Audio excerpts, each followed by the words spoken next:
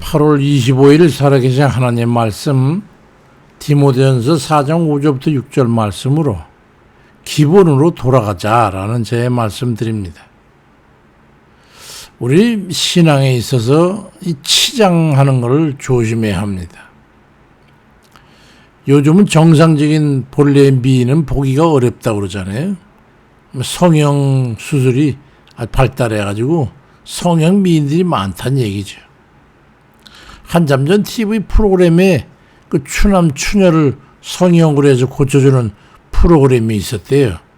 저도 언젠가 한번 보니까 오래전 일이지만 자존감을 세워주고 열등감 해소하고 그래가지고 삶의 가치를 높여주기 위한 목적이라고 그래가지고 그 같은 프로그램을 제작하게 됐다고 하는데, 그중에 대표적인 사례가 소위 말하는 아주 심한 주걱턱을 가진 여자를 수억 원을 들여서 6개월에 걸친가 해가지고 수술을 했는데, 글쎄 가족조차 알아볼 수 없는 그런 완전히 다른 사람을 만들어가지고 남자들이 사귀자고 줄을 선다는 거예요.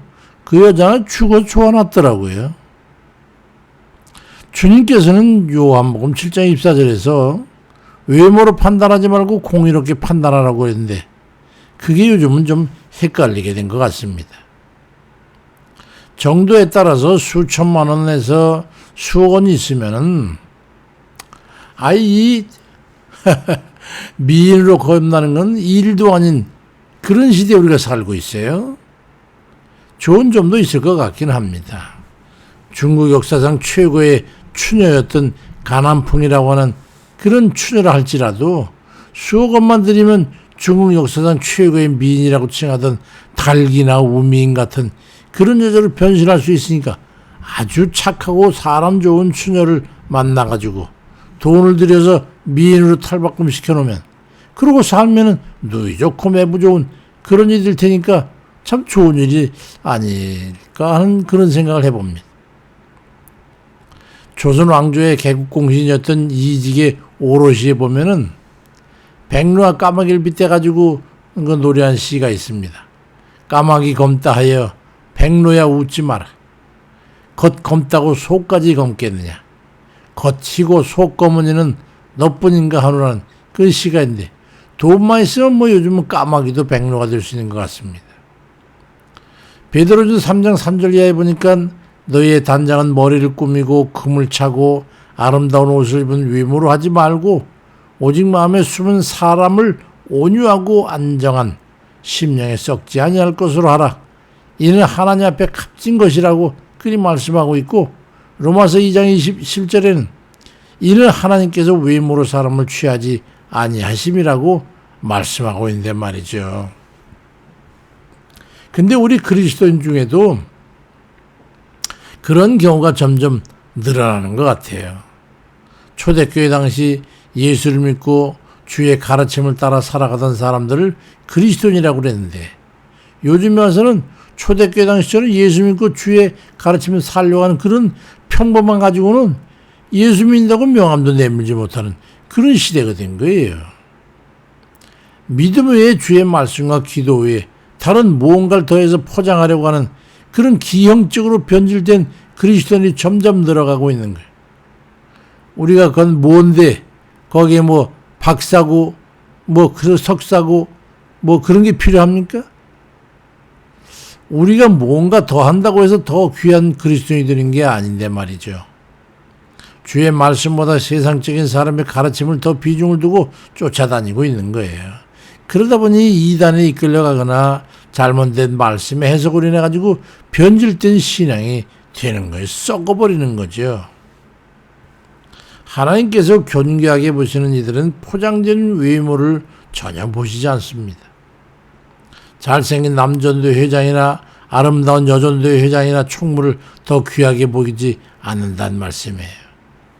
디모데전서 2장 9절 10절에 또 이와 같이 여자들도 아담한 옷을 입으며 염치와 정절로 자기를 단장하고 따은 머리와 금이나 진주나 값진 옷을 하지 말고 오직 선행으로 하기를 원하라. 이것이 하나님을 공경한다 하는 자들에게 마땅한 것이라 말씀하고 있지 않습니까? 남성들도 마찬가지죠. 기생오라비 같이 머리에 기름 바르고 고가의 넥타이에 패션쇼에나 나갑니까? 그런 비싼 옷을 거쳐 입는다가지고 그 성도의 가치가 높아집니까? 가당치 않은 것이죠. 그런 건 부자나 귀족이라 가지고 더 귀하게 여깁니까? 그것도 아닙니다. 오히려 정반대입니다. 누가복음 18장 25절에 약대가 바늘귀로 들어가는 것이 부자가 하나님 나라에 들어가는 것보다 쉽다고 말씀하고 있고, 누가복음 6장 20절에는 예수께서 가라사대 가난한 자가 복이 있나니 하나님 나라가 너희 것임이라고 말씀하고 있죠. 직설적으로 말씀해요. 가난한 게 오히려 낫다. 이게 하나님 나라의 말이죠. 그런가 하면 많이 배운 지자나 또는 못 배운 무학자나 구별을 두지도 않아요. 주님의 제자 중에 고학력자나 율법학자 같은 그런 유명한 이들은 한 사람도 없었다는 걸 봐도 우리가 알 수 있지 않습니까? 물론 무학자라고 그래가지고 우선도 아니죠. 사도 바울 같은 이는 당시에 최고의 학력과 최고의 귀족 아니었습니까? 그저 하나님의 기준은 그와 같은 외형적인 것이 아니라는 말씀이죠.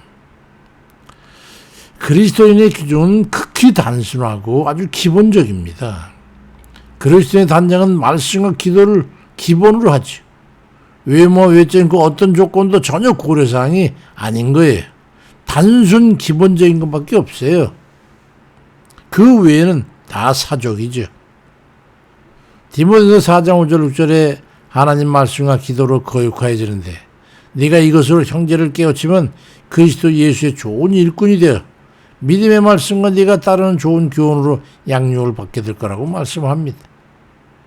사도 바울이 전한 성도들의 추구 목표에 대한 그 정의를 보면은 에베소 3장 14절 이하에 이러므로 내가 하늘과 땅에 있는 각 속에 이름을 주신 아버지 앞에 무릎을 꿇고 비는데 그 영광의 풍성을 따라 그의 성령으로 말미암아 너희 속사람을 능력으로 강건하게 하옵시고 믿음으로 말미암아 그리스도께서 너희 마음에 계시게 하시고 너희가 사랑 가운데서 뿌리가 박히고 터가 굳어져서 너희 모든 성도와 함께 지식에 넘치는 그리스도의 사랑을 알아서 그 넓이와 길이와 높이와 깊이가 어떠함을 깨달아 하나님의 모든 충만하신 것으로 너에게 충만하게 하시기를 구하노라고 말씀합니다.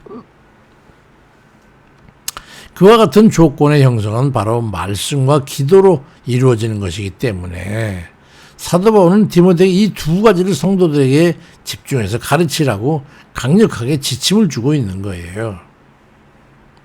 우리는 이 시대를 살면서 무엇으로 진실한 그리스도인이 될 것인가 하는 것에 대해서 답은 그렇게 복잡하지 않습니다. 수많은 가르침이나 배움을 요구하지 않습니다. 말씀과 기도에 전념하는 것뿐이에요. 하나님 은혜에 가까이 이르고 싶습니까?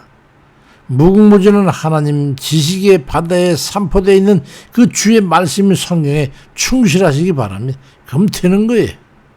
다른 어느 곳에 가도 얻지 못할 보물 같은 은혜와 값비싼 진주 같은 영육의 지혜와 지식을 얻게 될 겁니다. 분명합니다. 그리고 깊이와 넓이 헤아릴 수 없는 성령의 권능을 힘입기 위해서 기도에 힘쓰는 거예요. 두 가지입니다. 바닷가에서 얻지 못한 것을 갖다가 연못에 찾겠다고 여기저기 산중을 헤매는 그런 어리석음에서 벗어나가지고 성경 말씀에 충실히 가기 바랍니다. 어디 가서 구할 게 아니라 성경에 집중하세요. 거기서 찾지 못하는 건 이 세상 어디에 찾지 못한다는 걸 알고 성경과 성령의 권능을 힘입는 그 기도에 치중하는 그런 성도님들 다 되시길 주의 이름으로 축원드립니다. 아버지 하나님, 우리의 미련하고 둔한 것을 아버지 용서해 주옵소서. 우리가 어디 가서 주의 말씀을 더 깊은 걸 찾겠습니까? 어디 가서 주의 은혜를 더 주님 크게 힘입겠습니까? 어디 가서 성령을 만납니까? 어디 가서 예언을 받으며 어디 가서 방언을 받으며 어디 가서 주의 은사를 받습니까?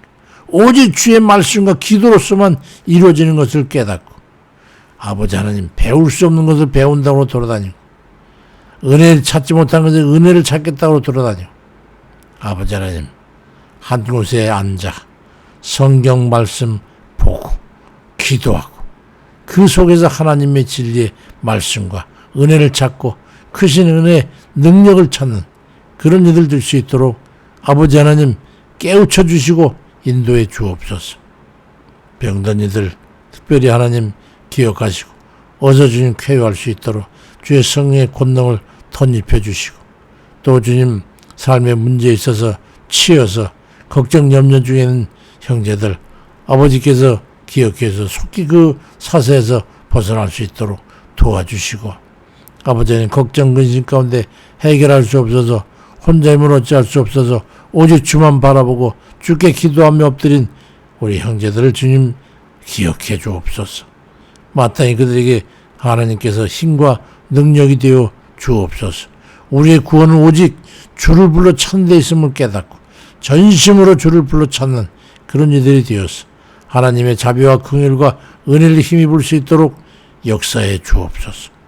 감사드리고 예수 그리스도의 이름으로 기도드립니다.